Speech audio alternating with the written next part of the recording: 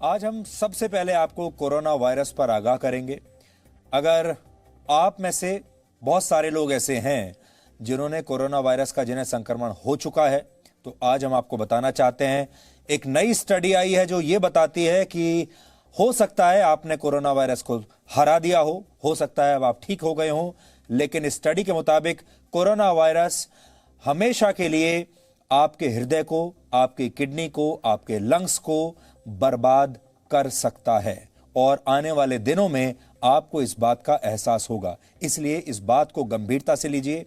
जो लोग अभी तक बचे हुए हैं उन्हें तो और ज्यादा गंभीर हो जाना चाहिए। और इसी बारे में आज प्रधानमंत्री नरेंद्र मोदी ने राष्ट्र को संबोधित किया है।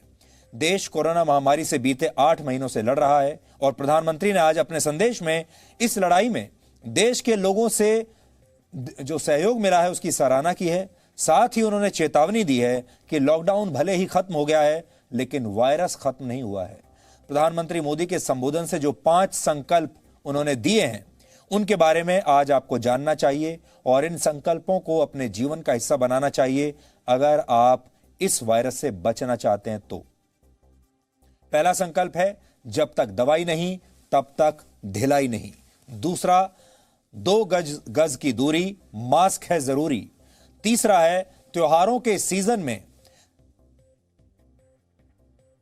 तीसरा संकल्प सबसे अहम है, खुशियों का त्योहार है लेकिन कोरोना पर करना प्रहार है। चौथा संकल्प है, वैक्सीन की तैयारी है लेकिन जंग अभी जारी है। और पांचवा है, त्योहारों पर तैयारी से वार करना। जब तक दवाई नहीं तब तक ढिलाई नहीं, यह बात आज प्रधानमंत्री ने क्यों कही, आज हम आपको उनके भाषण का हिस्सा सुनकर आपको समझ में आ जाएगा। हमें ये भूलना नहीं है कि लॉकडाउन भले चला गया हो, वायरस नहीं गया है। बीते 7-8 महीनों में प्रत्येक भारतीय के प्रयास से भारत आज जिस संभली हुई स्थिति में है, हमें उसे बिगड़ने नहीं देना है और अधिक सुधार करना है। ये समय लापरवाह होने का नहीं है।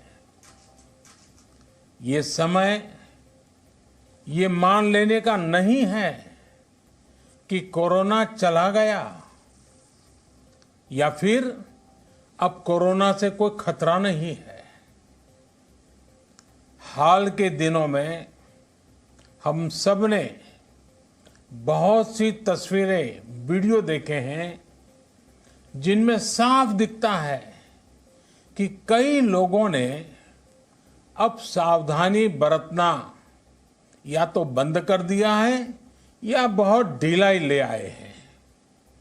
ये बिल्कुल ठीक नहीं है।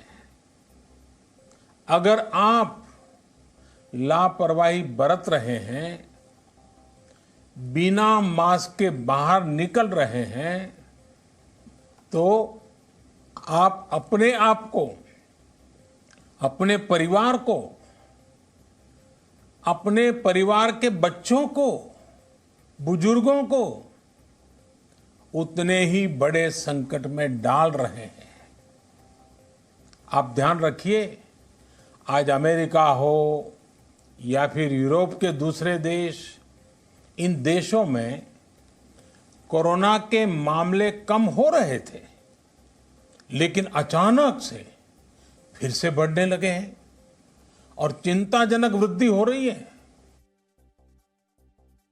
आज प्रधानमंत्री ने संत कबीरदास के एक दोहे का भी जिक्र किया। संत कबीरदास का वो दोहा इस समय आपकी टीवी स्क्रीन पर आपको दिख रहा होगा। कबीरदास के इस दोहे का मतलब है कि खेत में पकी हुई फसल देखकर हम आत्मविश्वास से भर जाते हैं और ऐसा लगने लगता है कि अब तो काम हो गया, लेकिन जब तक फसल कटकर घर में ना आ जाए आप काम को पूरा मत मानिए। प्रधानमंत्री का इशारा कोरोना वायरस की वैक्सीन की तरफ था और उन्होंने इस बारे में आगे देश के लोगों को एक्सप्लेन भी किया। संत कबीरदास जी ने कहा है, पक्की खेती देखी के गर्व किया किसान, अजहू जोला बहुत है, अजहू जोला बहुत है, घर आवे तब जान। अर्थात कई बार हम पकी हुई फसल देखकर ही अति आत्मविश्वास से भर जाते हैं कि अब तो काम हो गया, लेकिन जब तक फसल घर न आ जाए तब तक काम पूरा नहीं मानना चाहिए। यही कबीरदास जी कह के गए हैं।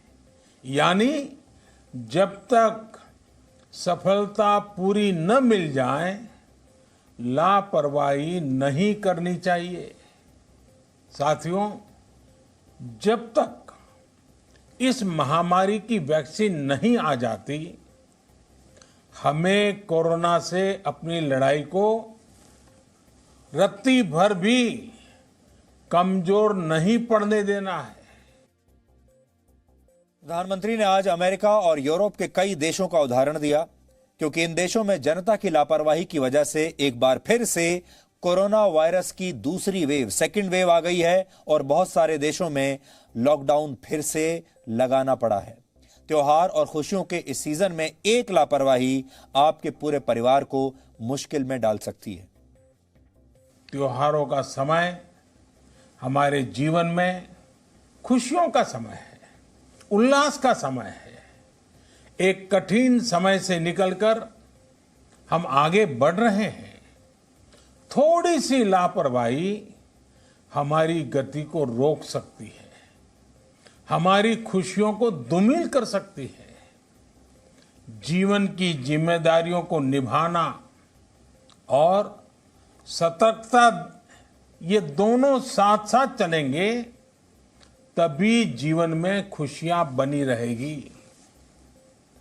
2 गज की दूरी, समय समय पर साबुन से हाथ धुलना और मास्क लगाना, इसका ध्यान रखिए। और मैं आप सबसे करबद्ध प्रार्थना करता हूं, आपको मैं सुरक्षित देखना चाहता हूं, आपके परिवार को सुखी देना चाहता हूं। ये त्योहार आपके जीवन में उत्साह और उमंग भरे ऐसा वातावरण चाहता हूं, और इसलिए मैं बार बार हर देशवासी से आग्रह करता हूं। तो आपने देखा, प्रधानमंत्री मोदी आप सबको आगाह कर रहे हैं। दिवाली का समय है, त्योहारों का समय है और बाजारों में पूरी भीड़ है। अगर आप त्योहार के समय में बाहर निकलेंगे, आप समझ जाएंगे कि इस देश के लोग कोरोना वायरस को लेकर कितने चिंतित हैं। बिल्कुल चिंतित नहीं है। और इस समय बिहार में चुनावों का मौसम है, पूरे देश में त्योहारों का मौसम है, बिहार में चुनावों का मौसम है, और देश के नेता खुद कैसे इन तमाम सावधानियों की धज्जियां उड़ा रहे हैं, यह आज आपको हम 3 तस्वीरों के जरिए समझाएंगे। सबसे पहले आप बिहार के पालीगंज की ये तस्वीरें देखिए, जहां आरजेडी के नेता और लालू प्रसाद यादव के पुत्र तेजस्वी यादव ने एक रैली की। आप इस रैली में भीड़ को देखिए। बात सही है, भीड़ तो बड़ी जबरदस्त है। इस भीड़ को देखकर बीजेपी के नेता परेशान हो रहे होंगे, लेकिन इसमें परेशान होने वाली एक और बात है, और वो ये कि इस भीड़ में हजारों लोग मौजूद हैं। ना किसी के चेहरे पर कोई मास्क है और ना ही कोई कोरोना का डर है। सोशल डिस्टेंसिंग का तो आप नाम भी मत लीजिए। अब आप इस भीड़ को देखिए, कहां है फेस मास्क, कहां है सोशल डिस्टेंसिंग। और बिहार में लगभग हर चुनावी रैली में आपको ऐसी ही भीड़ नजर आ रही है, लगभग ऐसे ही हालात हैं। अब आप सोचिए, इस हजारों की भीड़ में अगर एक व्यक्ति भी कोरोना वायरस से संक्रमित होगा, हमारा मानना है एक नहीं होगा, सैकड़ों होंगे। और वो सैकड़ों व्यक्ति या हजारों लोग अपने साथ आज सिर्फ एक इस रैली से कितने लोगों को ये संक्रमण देकर जाएंगे, आप इस बात का अंदाजा लगा सकते हैं। ये हजारों लोग इसके बाद जब अपने घर पहुंचेंगे, अपने दोस्तों से मिलेंगे, बाजारों में जाएंगे, तो यही हजारों लोग आगे चलकर लाखों लोगों को ये संक्रमण देते चलेंगे और धीरे धीरे धीरे करोड़ों लोग अगले कुछ दिनों में, हफ्तों में कोरोना वायरस से संक्रमित हो सकते हैं।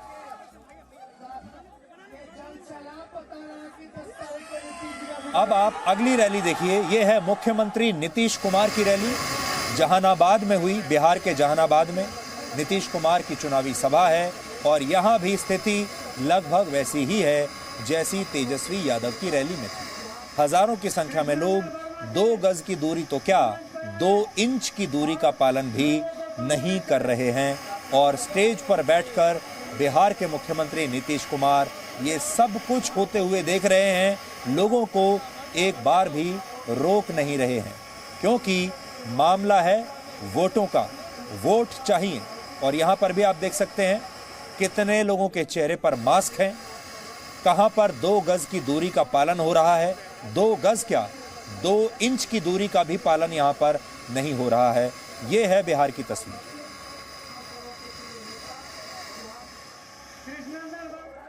अब तीसरी तस्वीर देखिए, एक और राजनीतिक रैली। ये रैली बिहार के कैमूर में थी, जिसे उत्तर प्रदेश के मुख्यमंत्री योगी आदित्यनाथ संबोधित कर रहे थे और इस रैली में भी हालात वैसे ही थे जैसे पिछली 2 रैलियों में थे। यहां पर भी आप देख लीजिए, योगी आदित्यनाथ हेलीकॉप्टर से पहुंचे हैं और यहां भी ना तो किसी ने मास्क लगाया है और ना ही 2 गज की दूरी का पालन यहां पर हो रहा है। खास बात यहां पर यह है कि 3 में से 2 रैली जो हैं वो मुख्यमंत्री संबोधित कर रहे हैं। मुख्यमंत्री का यह कर्तव्य होता है कि वो इन सारे नियमों का पालन करवाए, वो इन लोगों को रोके और इन्हें बताए कि इन्हें कोरोना वायरस को लेकर जो कानून बनाए गए हैं, नियम बनाए गए हैं, उनका पालन जरूर करना चाहिए। लेकिन आज हमने ये देखा कि ना तो योगी आदित्यनाथ ने रोका और ना ही नीतीश कुमार ने इन्हें रोकने की कोशिश की।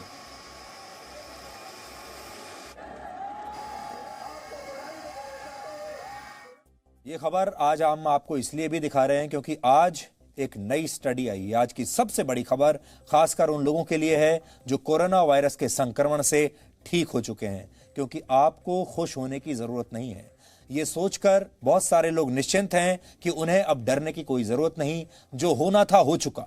लेकिन एक नई रिसर्च के मुताबिक ठीक होने के बाद भी ऐसे तमाम लोग जिन्होंने जो ये समझ रहे हैं कि उन्होंने कोरोना वायरस को हरा दिया है, ऐसे लोगों को सांस लेने में तकलीफ, थकान, चिंता और डिप्रेशन जैसे लक्षण परेशान करते रहेंगे काफी समय तक। यानी स्वस्थ होने के बाद भी इनका जीवन दोबारा से कभी सामान्य नहीं होगा। ब्रिटेन की ऑक्सफोर्ड यूनिवर्सिटी द्वारा की गई एक रिसर्च के मुताबिक कोविड-19 के संक्रमण से ठीक होने के बाद भी हर 10 में से 6 मरीजों को सांस लेने में तकलीफ हो रही थी। 60% मरीजों को सांस लेने में तकलीफ हो रही है। इसमें यह भी पता चला कि कोरोना वायरस के 60% मरीजों के फेफड़े, 29% मरीजों की किडनी, 26% मरीजों के हार्ट और 10% मरीजों के लिवर ठीक से काम नहीं कर रहे हैं। यानी फेफड़े, किडनी, हार्ट और लिवर खराब हो चुके हैं और परसेंटेज उनकी क्या है ये इस समय आपकी स्क्रीन पर है। यानी 60% लोगों के फेफड़े कोरोना वायरस ने बर्बाद कर दिए, लगभग 29% लोगों की किडनी खराब कर दी, 26% लोगों का हृदय खराब कर दिया, 10% लोगों के लिवर खराब कर दिए। अब आप सोच सकते हैं कि कोरोना वायरस आपके शरीर से चला तो जाएगा, लेकिन पीछे क्या छोड़कर जाएगा आपके शरीर में, ये आप देख सकते हैं। ये बहुत डराने वाली खबर है। जिन लोगों को कोरोना वायरस हो चुका है, जो ठीक हो गए हैं, उन्हें भी डर कर रहना चाहिए, क्योंकि वो ये सारे निशान आपके शरीर में छोड़कर गया है। और जिन लोगों को अभी तक नहीं हुआ है, वो लोग अब और ज्यादा सावधानी बरतें। कुछ मरीजों के 1 से ज्यादा ऑर्गन्स में समस्याएं हुई हैं और स्वस्थ होने के कई महीने बाद भी बहुत सारे मरीजों के शरीर में अलग अलग जो ऑर्गन्स हैं, उनमें सूजन और जलन जैसी परेशानियां हो रही थी। हर 10 में से 5 मरीज ऐसे थे, यानी 50% मरीज, आधे मरीज, जिन्हें थकान महसूस होती है और कई मरीजों में चिंता और डिप्रेशन के लक्षण भी मौजूद थे। ब्रिटेन के मरीजों में ये लक्षण कोरोना से संक्रमित होने के 2 से 3 महीनों बाद भी दिखाई दे रहे हैं। ब्रिटेन में विशेषज्ञों ने लंबे समय तक चलने वाले कोरोना वायरस के इन लक्षणों को लॉन्ग कोविड का नाम दिया है, यानी लंबे समय तक चलने वाला कोविड। इसका मतलब है कि कोविड-19 आपको आसानी से छोड़ेगा नहीं। आप हो सकता है 14 दिन में, 10 दिन में, 20 दिन में कोविड नेगेटिव जरूर हो जाएं, लेकिन जो बाकी की समस्याएं ये आपके शरीर में छोड़कर जा रहा है वो महीनों और सालों तक आपको परेशान करेंगी। ये स्टडी ब्रिटेन में 50 मरीजों पर की गई है और ये भारत के उन 67 लाख लोगों के लिए बहुत महत्वपूर्ण है जो कोरोना वायरस से रिकवर हो चुके हैं, ठीक हो चुके हैं। डॉक्टरों के मुताबिक कोरोना वायरस का संक्रमण ठीक होने में आमतौर पर 14 दिनों का समय लगता है। इन्फेक्शन ठीक होने के बाद हो सकता है आपको अस्पताल से छुट्टी मिल जाए, लेकिन कोरोना वायरस के कुछ लक्षण स्वस्थ होने के बाद भी आपके शरीर में मौजूद रहते हैं और फिर आपको तंग करते रहते हैं। इस वायरस का संक्रमण सिर्फ आपके शरीर को ही नहीं, आपके परिवार को भी आर्थिक रूप से तोड़ सकता है। एक नई रिपोर्ट के मुताबिक हमारे देश के 20 करोड़ परिवार कोरोना वायरस के महंगे इलाज का खर्च उठाने में सक्षम नहीं है। इस बार देश में चीन की सेना या चीन के सामान की घुसपैठ नहीं हुई, बल्कि चीन से शुरू हुए इस कोरोना वायरस की वजह से भारत के 20 करोड़ परिवारों पर बहुत बड़ा बोझ आ पड़ा है, संकट आ गया है। आप इस खबर को भारत की राजधानी दिल्ली के इस उदाहरण के जरिए समझिए। एक सर्वे के मुताबिक दिल्ली के 80% परिवार हर महीने 25,000 रुपए से कम खर्च करते हैं और हर महीने इतना खर्च करने के मामले में दिल्ली पूरे देश में नंबर 1 है। यानी अगर दिल्ली के किसी परिवार में 5 लोग हैं तो हर एक व्यक्ति पर औसत खर्च 5,000 रुपए है। हालांकि परिवार में किसी एक व्यक्ति को भी अगर कोविड-19 का इन्फेक्शन हुआ तो इस इलाज के खर्च से ही यह परिवार टूट सकता है। अब आपको दिल्ली के परिवारों का खर्च और अस्पतालों के बिल की तुलना करके दिखाते हैं। दिल्ली में कोविड-19 के इलाज के खर्च की लिमिट तय है। इसके मुताबिक दिल्ली के अस्पतालों में एक मरीज के लिए 10 दिनों तक आईसीयू का खर्च 1,50,000 रुपए तक है। आईसीयू का खर्च 1.5 लाख रुपए। अगर आईसीयू के साथ वेंटिलेटर का भी 10 दिनों तक इस्तेमाल किया जाए तो यही खर्च अधिकतम 1,80,000 रुपए तक होगा। यानी कोरोना संक्रमण के 10 दिनों के इलाज का औसत खर्च 1.5 लाख से 1,80,000 रुपए तक है। अगर अस्पताल और महंगा हुआ तो 1.5 से 2 लाख समझ लीजिए। इलाज का यह बिल दिल्ली के 80% परिवारों के महीने भर के खर्च के मुकाबले 5 से 7 गुना ज्यादा है। उससे भी ज्यादा परेशान करने वाली बात यह है कि बिल तो तब आएगा जब प्राइवेट अस्पताल सरकार के तय रेट के हिसाब से ही बिल वसूल रहे हों। बिल इससे ज्यादा भी आ सकता है। दिल्ली के अस्पताल में अगर आप जा रहे हैं तो कोरोना के इलाज में आईसीयू में 10 दिन बिताने पड़ जाएं अगर आपको, तो यह बिल 7 लाख से 10 लाख रुपए से कम आपका नहीं आएगा। अब आप अंदाजा लगा सकते हैं कि अगर दिल्ली के परिवारों के लिए यह खर्च इतना ज्यादा है तो देश के बाकी राज्यों का क्या हाल होता होगा। भारत में रहने वाले वो लोग जो इतना पैसा नहीं खर्च कर सकते, उनके पास 2 विकल्प हैं। पहला ये वो अपना इलाज कराएं और दूसरा ये कि वो इस इलाज के लिए लोन ले लें। लेकिन समस्या ये है कि इलाज जितना लंबा चलता है उसका खर्च भी उतना ही बढ़ता है। कोरोना वायरस ने लोगों को आर्थिक, शारीरिक और मानसिक तौर पर बीमार कर दिया है। ऑक्सफोर्ड यूनिवर्सिटी की रिसर्च भले ही ब्रिटेन में हुई हो, लेकिन इसके नतीजे ब्रिटेन तक सीमित नहीं है। भारत के मरीजों में भी ऐसे ही लक्षण दिखाई दे रहे हैं। अब हमने जो रिपोर्ट तैयार की है वो आप देखिए।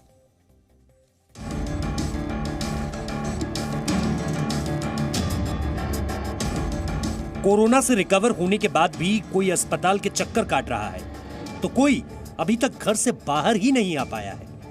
इसी साल 14 अगस्त को कोरोना नेगेटिव होने की खबर ने दिल्ली के 27 वर्ष के विनीत कुमार को राहत तो दी, लेकिन कमजोर होने की वजह से वो घर से बाहर नहीं जा रहे हैं। सांस लेने में तकलीफ, सीने में दर्द या बुखार, अलग अलग परेशानियों के साथ कोरोना से रिकवर हो चुके कई लोग अभी तक अस्पतालों के चक्कर काट रहे हैं। वापस से अपना ऑफिस का काम, डेली एक्टिविटीज़ करने लगा था, फिजिकल एक्टिविटीज़ करने लगा था, तो कहीं ना कहीं शरीर में, बॉडी के अंदर, लंग्स के अंदर ऐसी प्रॉब्लम आ रही थी जहाँ पे मैं सही से सांस नहीं ले पा रहा था, या कहीं पे कुछ काम करते हुए, रनिंग करते हुए मुझे ऐसा महसूस हो रहा था कि जो मेरी बॉडी पहले एक्ट कर रही थी अभी वैसा नहीं कर रही है। स्टेज से चढ़ना पड़ता है तो मैं ऐसा फील करता हूँ। पहले मैं आराम से चढ़ जाया करता था, लेकिन अभी चढ़ने के बाद थोड़ा सा एग्जॉस्टेड फील होता है, थकान फील होती है, थोड़ा सांस भी हल्का हल्का फूलता है। स्टार्टिंग में ज़्यादा था, अभी भी है, लेकिन देश में 67 लाख से ज्यादा लोग कोरोना वायरस की बीमारी को हराकर ठीक हो चुके हैं, लेकिन इन 67 लाख मरीजों में से बहुत से ऐसे हैं जिनका अस्पतालों में लौट कर आने का सिलसिला जारी है। कोरोना संक्रमण से रिकवर होने के बाद कई मरीजों में खून में थक्के यानी ब्लड क्लॉट जमने लगते हैं, जिससे ऑक्सीजन का स्तर तेजी से गिरने लगता है। हृदय को खून की सप्लाई करने में अधिक मेहनत करनी पड़ती है और कोरोना वायरस का संक्रमण हृदय की मांसपेशियों की सूजन बढ़ा देता है। इन मरीजों की एंजियोग्राफी में हार्ट की धमनियां सामान्य होती है, लेकिन लक्षण हार्ट अटैक के होते हैं। ये आपकी अपनी बॉडी होस्ट टिश्यू को ही डैमेज करना शुरू कर देती है। तो ये जो होस्ट टिश्यू को डैमेज करने का इन्फ्लेमेटरी प्रोसेस है बॉडी में, it keeps on going on. ये जो इन्फ्लेमेटरी प्रोसेस आपके बॉडी के जिस पार्ट को डैमेज करता है, उस पार्ट की सिम्टोमेटोलॉजी आपको बाद तक रह जाती है, जब तक आपकी उसकी रिकवरी और हीलिंग नहीं होती है। तो कोविड नेगेटिव तो आप हो जाते हैं, बट कोविड के दौरान हुई इस डैमेज को, जो आपकी इम्यूनिटी के कारण, हाइपर एक्टिविटी के कारण जो होता है, उससे आप रिकवर नहीं कर पाते हैं पूरा। सरकारी अस्पतालों से लेकर प्राइवेट अस्पतालों में तेजी से पोस्ट कोविड केयर सेंटर खुले हैं। किसी मरीज को 15 दिन बाद तो किसी को 3 महीने बाद फिर से बीमारियों का सामना करना पड़ रहा है। कोरोना के साइड इफेक्ट के अलावा कई लोगों को दोबारा कोरोना वायरस का इन्फेक्शन भी हो रहा है। After corona infection, antibodies develop in the body. Now, these antibodies, after any infection, antibodies पैदा होते हैं शरीर में। वो कब तक लास्ट करेंगे, इसके लिए कई स्टडीज़ आई हैं। किसी ने कहा है 3 महीने रहते हैं, कई ने कहा है 4 महीने रहते हैं, कुछ ने 5 महीने तक देखा है इन एंटीबॉडीज़ को। ये बीमारी नई है, इसके बारे में अभी इतना ही मालूम है। तो 5 महीने तक यदि लास्ट करते हैं और किसी के एंटीबॉडी कम हो गए तो उनको दोबारा बीमारी फैल सकती है, दोबारा संक्रमण हो सकता है, इसलिए एहतियात बरतना जरूरी है। कोरोना वायरस ने लोगों को शारीरिक और मानसिक रूप से ही बीमार नहीं किया, बल्कि आर्थिक तौर पर भी कमर तोड़ दी है। सरकारी अस्पतालों की बदहाली से परेशान कई मरीजों ने प्राइवेट अस्पतालों में इलाज कराया, लेकिन रिकवर होकर घर लौटने तक खुद के साथ साथ बैंक बैलेंस भी कमजोर पड़ गया। हालांकि कई राज्यों ने बिलों पर लगाम लगाने की कोशिश की थी। दिल्ली और उत्तर प्रदेश में साधारण वार्ड के लिए 10,000, आईसीयू बेड के लिए 15,000 और वेंटिलेटर वाले आईसीयू बेड के लिए 18,000 रुपए प्रतिदिन से ज्यादा नहीं लिए जा सकते, लेकिन मरीजों की शिकायतें कम नहीं हुई। ये मामला ऐसा है जिसमें कि माननीय सर्वोच्च न्यायालय के समक्ष भी अनेक याचिकाएं लाई गईं। उसमें माननीय सर्वोच्च न्यायालय ने कुछ दिशा निर्देश दिए हैं जिनका पालन केंद्र सरकार और राज्य सरकारें कर रही हैं। कोरोना से लड़ने में आपकी इम्यूनिटी आपका सबसे मजबूत हथियार है, इसलिए किसी को कोरोना कम परेशान करता है तो किसी को जिंदगी भर। इसलिए अपनी इम्यूनिटी यानी रोगों से लड़ने की ताकत को मजबूत कीजिए। ताज़ा गर्म खाना खाइए, गुनगुना पानी लेते रहिए, जंक फूड और ठंडे पदार्थों से दूर रहिए। स्वस्थ रहने के लिए योग और एक्सरसाइज कीजिए। घर से बाहर निकलने पर हमेशा फेस मास्क पहनिए और सोशल डिस्टेंसिंग के नियमों का पालन कीजिए, क्योंकि अभी तक कोरोना के खिलाफ यही सबसे कारगर वैक्सीन साबित हुई है। दिल्ली से वरुण भसीन के साथ ब्रह्म प्रकाश दुबे, जी मीडिया।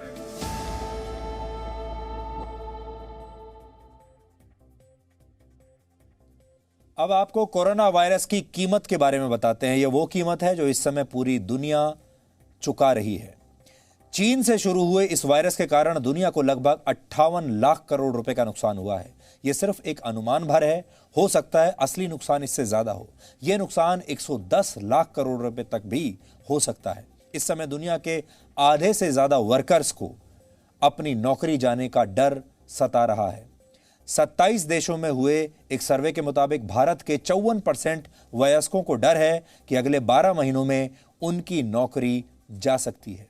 पिछले क्वार्टर यानी जुलाई, अगस्त और सितंबर के महीने में चीन की जीडीपी की रफ्तार 4.9% रही है और इस समय चीन दुनिया का एकमात्र ऐसा बड़ा देश है जिसकी अर्थव्यवस्था घटने के बदले बढ़ रही है। इस साल एशिया में चीन की ग्रोथ सबसे ज्यादा है, विकास दर सबसे ज्यादा है। पूरी दुनिया को कोरोना महामारी में फंसाकर चीन अपनी रफ्तार बढ़ा रहा है। एक अनुमान के मुताबिक कोरोना वायरस की वजह से भारत की अर्थव्यवस्था लगभग 24% सिकुड़ गई है।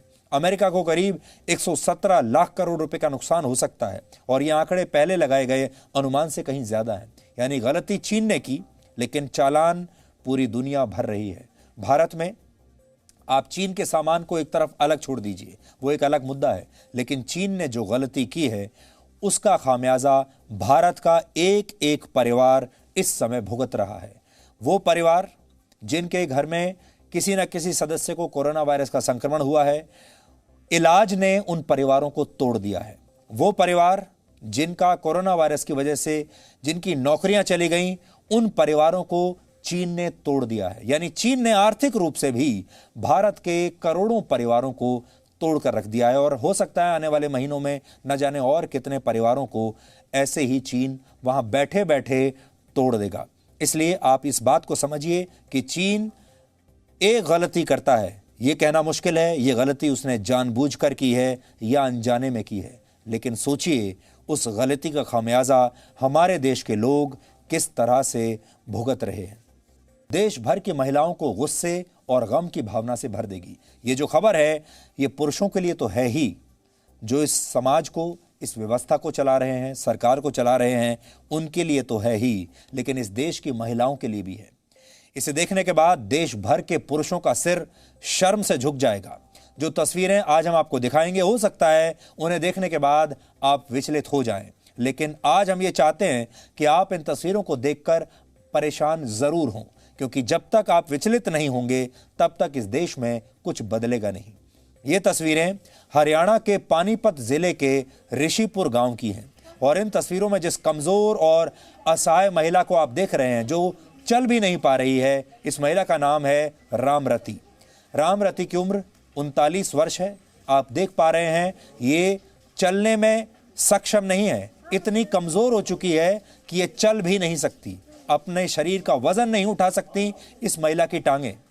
रामरती को उसके पति ने पिछले करीब 1.5 साल से 3 बाय 3 फीट के एक बाथरूम में बंद करके रखा था। सोचिए 1.5 साल से यह महिला एक 3 बाय 3 फीट के बाथरूम में बंद थी और बंद करने वाला था इसका पति। इस महिला ने कई दिनों से कुछ खाया पिया नहीं था, इसलिए इस महिला का शरीर बुरी तरह से कमजोर हो चुका है, एक कंकाल जैसा बन चुका है। इस छोटे से बाथरूम में बंद होने की वजह से, कैद होने की वजह से रामरती ठीक से हिलडुल भी नहीं पा रही थी और कमजोर शरीर की वजह से यह महिला आज की तारीख में चलने फिरने में भी सक्षम नहीं है।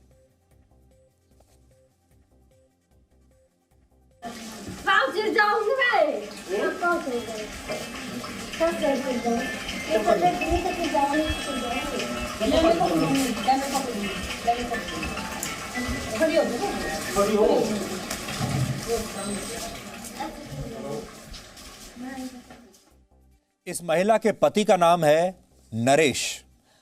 नरेश और रामरती की शादी 20 साल पहले हुई थी, लेकिन उसके पति ने 20 वर्ष पुराने इस रिश्ते का क्या सिला दिया, यह आप खुद इन तस्वीरों में देख सकते हैं। पानीपत जिले की पुलिस को किसी ने इस महिला की स्थिति के बारे में सूचना दी। एक हफ्ता पहले जब पुलिस की टीम रामरती को बचाने के लिए पहुंची, तो क्या आप जानते हैं कि उस समय रामरती का पति क्या कर रहा था? वो उस समय बड़े आराम से पड़ोस के अपने दोस्तों के साथ ताश खेल रहा था। यानी अपनी पत्नी को जिंदा लाश में बदलने वाले पति को जरा भी शर्म नहीं थी, इस बात का कोई दुख नहीं था और वो बहुत आराम से अपना जीवन जी रहा था, मनोरंजन कर रहा था, घूम फिर रहा था, दोस्तों के साथ ताश खेल रहा था, जबकि उसकी पत्नी एक 3 बाय 3 फीट के बाथरूम में कैद थी।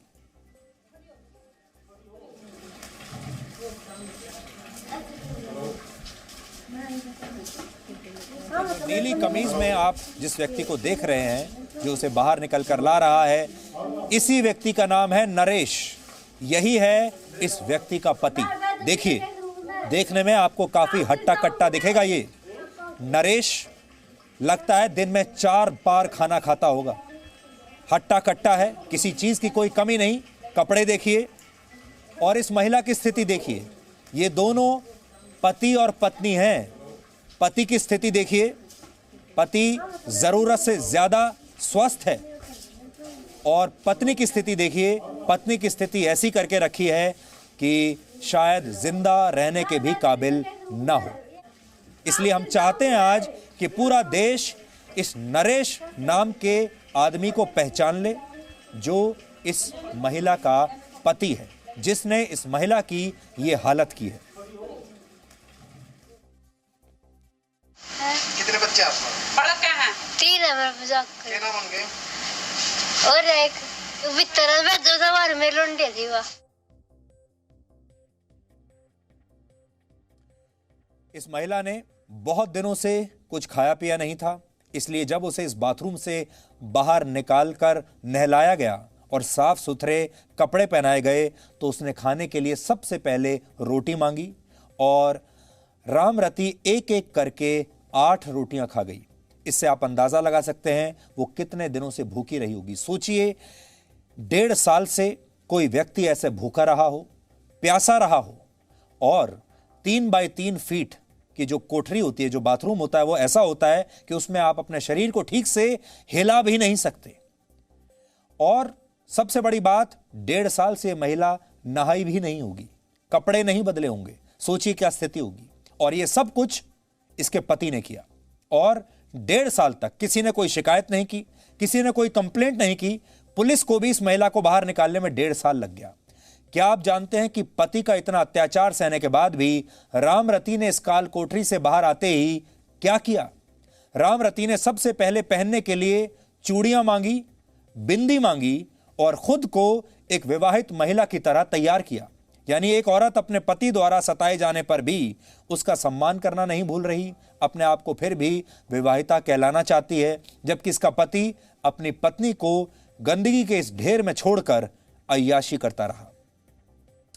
इस महिला के साथ उसके पति ने जो कुछ किया वो अमानवीय है, लेकिन इसके साथ जो हमारे देश की व्यवस्था ने किया, हमारे देश के सिस्टम ने किया, पुलिस ने किया, अदालतों ने किया, उन सारे लोगों ने किया जो हमारे देश की व्यवस्था को चलाने का दावा करते हैं, ये उससे भी ज्यादा अमानवीय है। पुलिस ने इस महिला के पति को घरेलू हिंसा के आरोप में गिरफ्तार तो किया, लेकिन उसे अगले दिन ही जमानत मिल गई। अब आप सोचिए, जिस आदमी ने अपनी पत्नी को 1.5 साल तक 3 बाय 3 फीट के टॉयलेट में बंद करके रखा, वो पति जेल से बाहर आने के बाद, वो भी सिर्फ 24 घंटे में, अब अपनी पत्नी की क्या हालत करेगा? और अब इस महिला को इस पति से, इस दरिंदे से कौन बचाएगा? ये हमारे समाज का वो पहलू है जिस पर कोई बात नहीं करता। पत्नियां पतियों के साथ हाथों सताई जाती रहती हैं, जलाई जाती हैं, घरेलू हिंसा होती है, उन्हें मारा पीटा जाता है, दहेज के लिए कई बार हत्या तक कर दी जाती है, बेटा पैदा ना करने पर घर से निकाल दिया जाता है। इतना सब कुछ हो जाने पर भी हमारा सिस्टम, हमारी व्यवस्था, हमारा समाज ऐसे लोगों को कुछ ही घंटों में जमानत पर रिहा कर देता है। ये घटना पानीपत की है, हरियाणा के पानीपत की, जो हमारे देश की संसद से सिर्फ 91 किलोमीटर दूर है, 91 किलोमीटर्स। आप संसद में बैठकर कितने भी कानून बनाइए, महिलाओं के उत्थान के लिए कुछ भी योजना बनाइए, वो योजना 100 किलोमीटर दूर जाते ही हांफने लगती है। लेकिन पानीपत की इस घटना ने आज देश के नेताओं और देश की व्यवस्था चलाने वाले लोगों को भी पानी पानी कर दिया है। रामरती के, यानी इस महिला के 3 बच्चे हैं, जिनमें 2 बेटे और 1 बेटी है। इस महिला को अपने बच्चों से बहुत प्यार है, क्योंकि वो जैसे ही बाथरूम से बाहर निकली, उसने सबसे पहले अपने बच्चों को पुकारा, अपने बच्चों को मिलना चाहती थी। लेकिन इस महिला के पति का कहना है कि वो मानसिक रूप से बीमार है, मानसिक रूप से ठीक नहीं है, और इसीलिए उसने रामरती को बंद करके रखा था। आपको रामरती के पति की ये सफाई भी सुननी चाहिए। दिमाग की बीमारी है जी, टेंशन मानना है जी, पिताजी गुजर गए, भाई गुजर गए जी, चाचा जी गुजर गए जी, इनके जी टेंशन मानना है जी, इलाज कराया जी बहुत जी। आप लोगों ने टॉयलेट में क्यों बंद करा? ये कबाड़ भी खा, कुछ जी वो खा लिया जी बाहर से ठहठा का जी।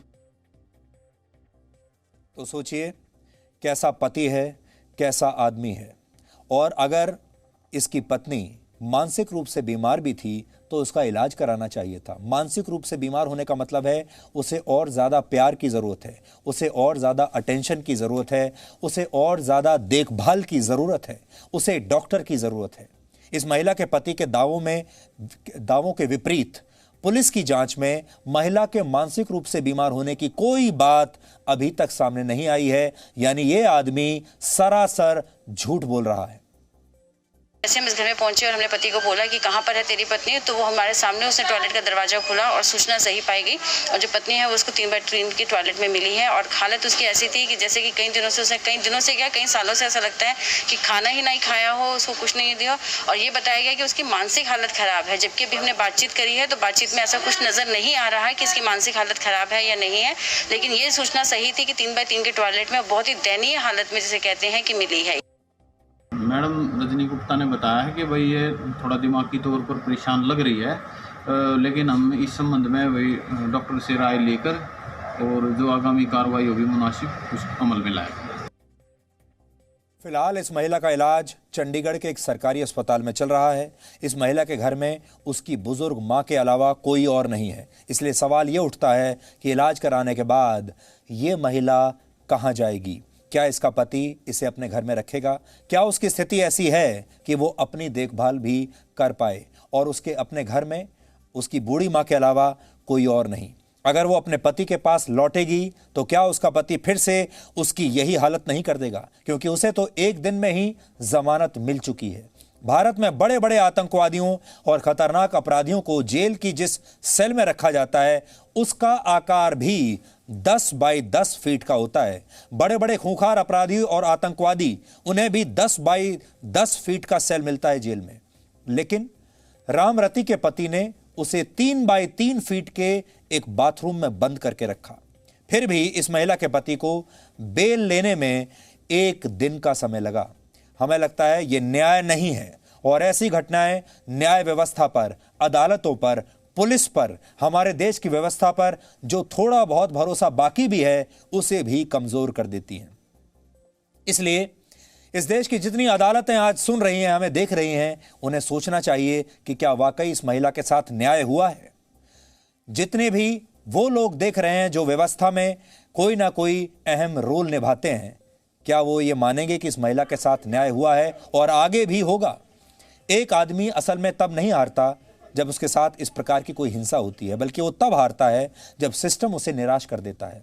अब देश भर की अदालतों और मीडिया को भी यह सोचना होगा कि गैर जरूरी विवादों पर अपनी ऊर्जा खर्च की जाए या रामरती जैसी महिलाओं को न्याय दिलाया जाए। आज हम आपसे भी यही पूछना चाहते हैं, आप भी यही सोचिएगा, क्या ये खबर नहीं है? क्या ये न्यूज़ नहीं है? क्या इस खबर पर चिल्लाने की ज़रूरत नहीं है? क्या इस खबर पर स्टूडियो में बड़ी बड़ी बहस करने की आवश्यकता नहीं है? क्या ये खबर देश की असली समस्या नहीं है? क्या हमें रामरती की मदद नहीं करनी चाहिए? हमें लगता है इस देश का सबसे महत्वपूर्ण मुद्दा ये है, लेकिन इसके बारे में कोई बात नहीं कर रहा। पानीपत में घरेलू हिंसा के इस मामले में इस आरोपी पर यानी रामरती के पति पर आईपीसी की जो धाराएं लगाई गई हैं वो है 498A, 323 और 342। इनमें से 498A गैर जमानती है। फिर भी आरोपी को एक ही दिन में जमानत मिल जाना बहुत हैरानी की बात है। इस आरोपी को इतनी आसानी से बेल इसलिए मिल गई क्योंकि रामरती के परिवार ने केस दर्ज करने से इनकार कर दिया। और आप समझ सकते हैं कि क्यों इनकार किया होगा, क्योंकि परिवार ना तो कानूनी खर्चा उठाने में सक्षम है और ना ही रामरती के परिवार को, रामरती के पति को वो नाराज कर सकते हैं। रामरती के परिवार को ये डर है कि केस होने की स्थिति में रामरती का पति बच्चों के साथ भी हिंसा कर सकता है और उसे हमेशा के लिए घर से निकाल सकता है। लेकिन ये ऐसा पहला और आखिरी मामला नहीं है। 2016 के नेशनल फैमिली हेल्थ सर्वे के मुताबिक भारत में 33% महिलाएं घरेलू हिंसा का शिकार होती हैं, लेकिन इनमें से सिर्फ 1% महिलाएं पुलिस के पास शिकायत लेकर जाती हैं। बाकी सारी महिलाएं चुपचाप सहती रहती हैं। और ये जो घरेलू हिंसा होती है, ये सिर्फ शारीरिक हिंसा ही नहीं, मानसिक हिंसा भी होती है, वो भी घरेलू हिंसा की श्रेणी में ही आती है। भारत में महिलाओं की आबादी 67 करोड़ है, यानी इनमें से 22 करोड़ महिलाएं कभी ना कभी अपने घरों में ही, अपने परिवारों में ही हिंसा का शिकार होती हैं। लेकिन इनमें से 22 करोड़ में से सिर्फ 22 लाख महिलाएं ही बाहर जाकर खुलकर पुलिस से या व्यवस्था में, सरकार में इसकी शिकायत कर पाती हैं। आप भी अगर आप आज हमें देख रहे हैं तो सोचिए, आप में से बहुत सारी महिलाएं जो इस समय हमें देख रही हैं, आपके साथ भी शारीरिक या मानसिक रूप से कभी कोई ना कोई हिंसा ज़रूर हुई होगी, अत्याचार ज़रूर हुआ होगा। और हो सकता है उस समय आपने पूरे परिवार को एक रखने की दृष्टि से ये फैसला लिया हो कि आप चुप रहेंगी। नेशनल फैमिली हेल्थ सर्वे के सर्वे में यह पता चला कि भारत में हर तीसरी महिला 15 साल की उम्र आते आते किसी न किसी प्रकार की हिंसा का शिकार हो चुकी होती है। कोरोना काल में पूरा देश भले ही लॉकडाउन में चला गया था, लेकिन आपको जानकर हैरानी होगी कि भारत में महिलाओं के खिलाफ होने वाले हिंसा के मामले इस दौरान और बढ़ गए थे, कम नहीं हुए थे। इस साल मार्च और मई के महीनों के बीच जब देश में लॉकडाउन था, यानी सारे पुरुष अपने घरों में थे, घरेलू हिंसा के 3 लाख से ज्यादा मामले दर्ज किए गए। ये पिछले 10 साल में इसी अवधि के दौरान दर्ज किए गए सबसे ज्यादा मामले हैं। भारत में घरेलू हिंसा का शिकार होने वाली 86% महिलाएं मदद मांगती ही नहीं है, किसी को बताती ही नहीं है, इसे परिवार का निजी मामला मानकर अपने दिल में रखती हैं और 77% को इस हिंसा का जिक्र तक किसी से करती नहीं। महिलाएं जिक्र करके करेंगी भी क्या, क्योंकि हमारा सिस्टम आरोपियों को बेल देने में एक दिन का समय भी लगाता नहीं और जमानत पर बाहर आकर हिंसा करने वाले पुरुष कई बार इससे भी ज्यादा हिंसक हो जाते हैं। इससे आप अंदाजा लगा सकते हैं कि महिलाओं को न्याय दिलाने के मामले में हमारा सिस्टम, हमारी व्यवस्था राम रति के शरीर से भी कहीं ज्यादा कमजोर है। नेशनल क्राइम रिकॉर्ड्स ब्यूरो की एक रिपोर्ट के मुताबिक वर्ष 2018 में दहेज उत्पीड़न के मामलों में सजा मिलने की दर सिर्फ 13% है, यानी 87% आरोपी दहेज के मामलों में आसानी से बरी हो जाते हैं या उन्हें समय पर सजा नहीं मिलती। राम रति की कहानी आज हमने आपको इसलिए दिखाई क्योंकि ये सिर्फ एक महिला की कहानी नहीं है, बल्कि भारत में हर तीसरी महिला राम रति जैसा जीवन ही बिता रही है। चाहे वो किसी को बाहर बताती हो या ना बताती हो, ये अलग बात है। फर्क सिर्फ इतना है कि राम रति को उसके पति ने 3 बाय 3 फीट की एक काल कोठरी में बंद करके रखा था, जबकि हिंसा का शिकार ज्यादातर महिलाएं जिन घरों में रहती हैं, हो सकता है वहां कमरों का और घरों का जो आकार है इससे ज्यादा बड़ा हो।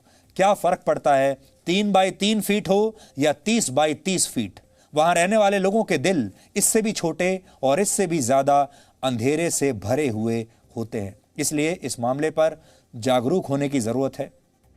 अगर आपको अपने आसपास कोई ऐसा परिवार दिखता है, घर दिखता है जहां किसी महिला पर ऐसा ही अत्याचार हो रहा है, तो चुप मत बैठिए, उस महिला की मदद कीजिए, पुलिस तक पहुंचिए, व्यवस्था तक पहुंचिए और उसे न्याय दिलवाइए। और अगर आपके अपने घर में यह हो रहा है तो फिर हमें आपसे कुछ कहने की जरूरत ही नहीं है। इसलिए सारी महिलाओं को जागरूक होने की जरूरत है, सारे पुरुषों को भी जागरूक होने की जरूरत है। और सबसे बड़ी बात यह कि हमारे देश में परिवारों में जो युवा हैं, यानी इन महिलाओं के जो बच्चे हैं, वो एक बहुत महत्वपूर्ण भूमिका इस पूरे मामले में निभा सकते हैं। इसके बारे में आज अपने परिवार में आप बात जरूर कीजिएगा। टीआरपी घोटाले के बारे में तो आप लगातार सुन ही रहे होंगे कई हफ्तों से। देश में टीआरपी घोटाले की हर रोज चर्चा होती है, जिसमें यह बताया गया था कि जो टीआरपी आती है अलग अलग चैनल्स की, उसमें टीआरपी की फिक्सिंग हो गई है, टीआरपी को खरीदा जा रहा है। टीआरपी घोटाले की जांच में अब एक बहुत बड़ा नया मोड़ आया है। उत्तर प्रदेश की सरकार की सिफारिश पर सीबीआई ने अब टीआरपी घोटाले के मामले में एक अलग एफआईआर दर्ज कर ली है, यानी यह मामला सीबीआई के पास चला गया है। लखनऊ के हजरतगंज थाने में 2 दिन पहले एक विज्ञापन कंपनी के अधिकारी कमल शर्मा ने शिकायत दर्ज कराई। इस शिकायत में टीआरपी से छेड़छाड़ करने का आरोप लगाया गया था। इस मामले में एफआईआर दर्ज होने के बाद उत्तर प्रदेश की सरकार ने इस मामले की सीबीआई जांच की सिफारिश कर दी है। सीबीआई ने आज इस मामले में अज्ञात लोगों के खिलाफ एफआईआर दर्ज करके इस मामले की जांच शुरू कर दी है।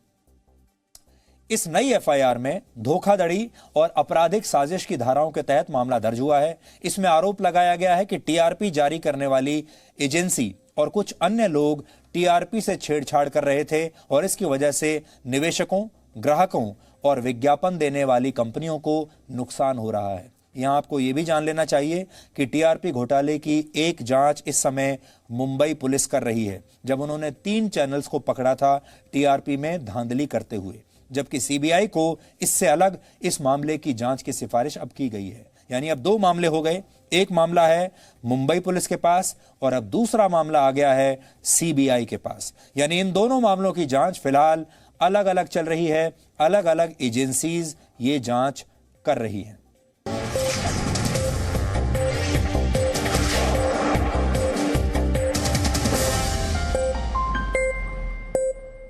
Presenting B News app, available on Google Play and App Store. Download it now.